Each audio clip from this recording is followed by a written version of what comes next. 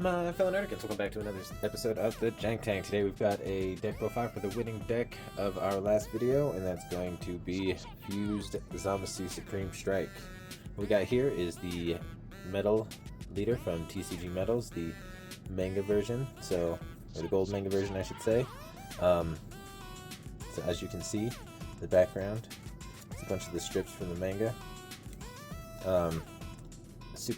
Super cool leader, probably one of my favorite ones that I have. On the front side, when you attack, you get to search top 5 for a Goku Black or a Zamasu card, and then you awaken when your opponent is at 3 energy. You get to choose one card to, or 1 energy to awaken, or 1 energy to restand, and then, excuse me, it's a little late. 1 energy to restand, one draw. And on the front side, or the back side, I should say, what he does is the same on swing ability. You get a top 5 search, but when you swing at a leader, he minuses himself by 5k. He's got an activate main once per turn. If you tap an energy, you can send something from your opponent's field back to their hand. And then a second activate main that if your opponent has 8 or more energy, you can take 4 of their life and bottom deck it. And that is the win con of this deck. Now, since the leader doesn't draw, it just searches out Zamasus or Goku Blacks, I wanted a little bit more draw power in the deck, so I'm running 4 copies of Hit Battlefield Manipulator, just because it is added draw power, and the minus ability is really nice, especially since as a secondary strategy, if you do have to start swinging in with your leader, you can use the minus ability to make your opponent unawaken, and you at least have a chance to deal some damage to them in that instance. We are only running one drop in this deck, and it is 4 copies of Defending Friends, because you need as much defense as possible in this deck in order to be able to get to where you can burn your opponent's life. We're also running 4 copies of Zamasu the Eliminator, because it's a counterplay, it's a check land, and it allows you to draw a card as well as rest something on your opponent's side of the field. And since it has indestructible, if you're not playing against red, or if your opponent hasn't teched in any of the indestructible hate cards, then he'll just sit on the board. For the super combo, running 4 copies of Goku Black Fake Protagonist. I was running the 4 copies of the Sacred Disbelief, and I've even considered running a split, but like I was saying before, the leader only searches out Goku Blacks and Zamasu cards. So if you're not running things that draw you cards, you're gonna have a hard time seeing your negates in things that aren't Goku Black or Zamasu. Running 4 copies of Super Saiyan Rose Goku Black, Inviting the Darkness. It is a 10k with barrier. It's a 3 cost. What it does is when you play it, you ramp a card from the top of your deck into your energy, and at the end of your opponent's turn, they reveal the top card of their deck. If it's a battle card, then they ramp it into their energy in rest mode, and if it's not a battle card, then they shuffle it back into their deck and I get to draw a card. So it's a really good card for this strategy, especially since I am going for pushing for my opponent getting to 8 energy so I can just rip their life. Running 3 copies of Super Saiyan Rose Goku Black Mortals Be Gone.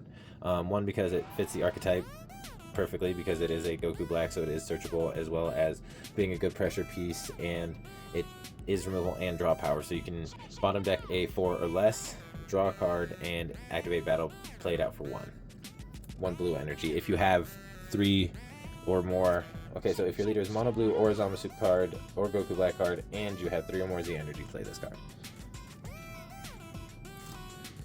Okay, and then we are running 2 copies of SS Rose Goku Black Apocalypse Schemer.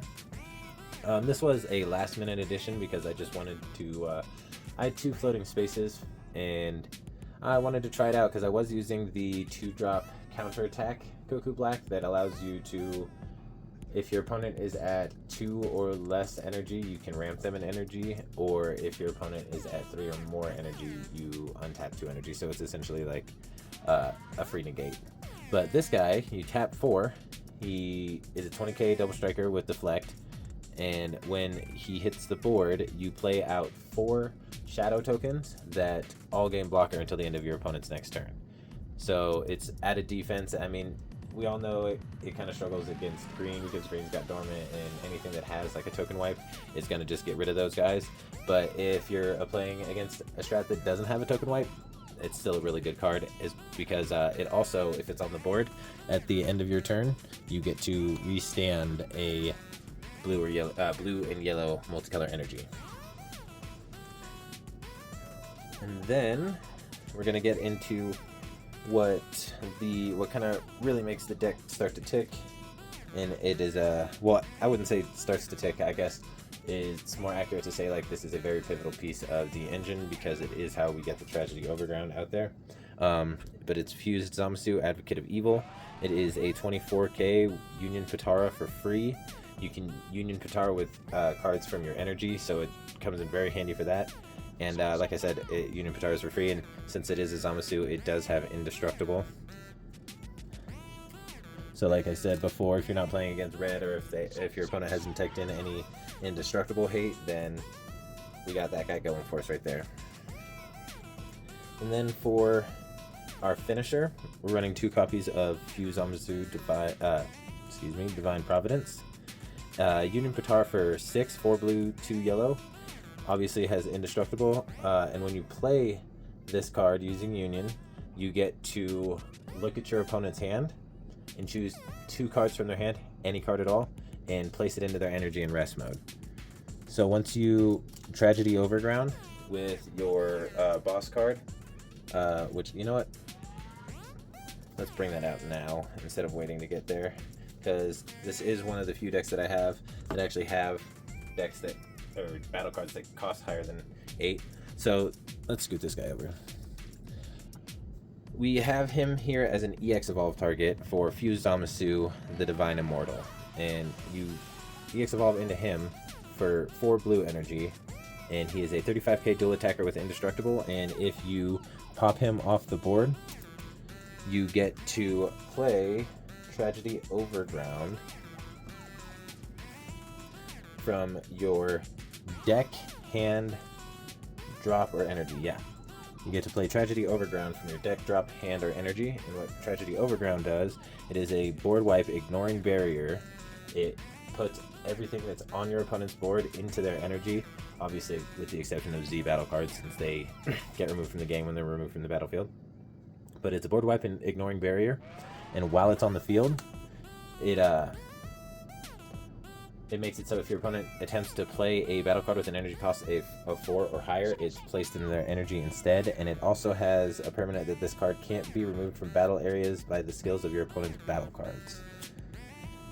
So that's essentially a big part of the win strat right there, because you get Tragedy Overground, and usually that's going to ramp your opponent to about 5 or 6, depending on how much they've charged and how many battle cards they have on the field. That usually gets them to about 5 or 6, and that's where this guy comes in to ramp the last couple energy if you really need to. And then also there is still this guy. He's still very, very useful because not only does he ramp you, but he does also ramp your opponent. The only thing that really kind of sucks about him is you have to wait till the end of your opponent's turn for him to ramp your opponent. So you're waiting even longer to use your leader's ability to bottom deck something. And then we're running 4 copies of Fused Zamasu Exterminating Force. The main reason is because he is a check land. So he also does have EX Evolve for 4 energy. He is a blocker and does have Aegis and stuff like that, but I honestly never use him for that ability because it just doesn't come in as handy as his check land ability. SCR, because we do have to be so defensive in this deck, is obviously going to be Baby Hatch, just so if you need to shut down your opponent's attacks, you can. And it's another reason to have more draw power in the Unison and the Unison and the Super Combo, because if you don't have that draw power, you're less likely to pull into it because you're only drawing at the beginning of your turn if you don't have that Super Combo and that Unison. Running 4 copies of Senzu Bean since we do have to be so defensive in the deck. Running 4 copies of D-Magic because it's D-Magic and it's blue. And this being multicolor, it does need a decent amount of energy. And then running 3 copies of Chilled Army Reinforcements, just for even more defense. Now we are going to hop right into the Z deck. So we are running 2 copies of Surmounting, not because we need it for Early Awakening or anything like that. I mean, sometimes if your opponent is trying to stall you out a little earlier in the game, so you can activate your super combos, you might want to use Surmounting. But the main reason we have Surmounting in here is if we need to just get something on the board, if we're having a hard time charging our Z energy, just get a Z battle card onto the board to turn on Defending Friends, which is also a reason, well, part of the reason why we're running Beerus, because Beerus also has Barrier, so he does cost literally twice as much as the Surmounting the Impossible. But if your opponent is playing a deck that has a hard time dealing with Barrier, Beerus is more likely to stay on board, and this deck doesn't have the easiest time charging Z energy, so it's not a terrible thing to have a Barrier Z battle card to have on the board. It would be nice if Defending Friends counted Z extra cards, but since it doesn't, oh well. Running 2 copies of Cell, Awakening of the Created, because it's a board wipe. That's literally why. 2 copies of Super Saiyan 3 Vegeta, Terrifying Agent of Destruction for barrier removal. And then 2 copies of Black Kamehameha Mighty Blast, because it does, because it is added defense, a little bit of removal, and it fits the archetype because it is Goku Black. But that is the deck profile. If you like what you saw, go ahead and smash that like button, comment, and subscribe, and stay tuned for more content just like this, and stay nerdy.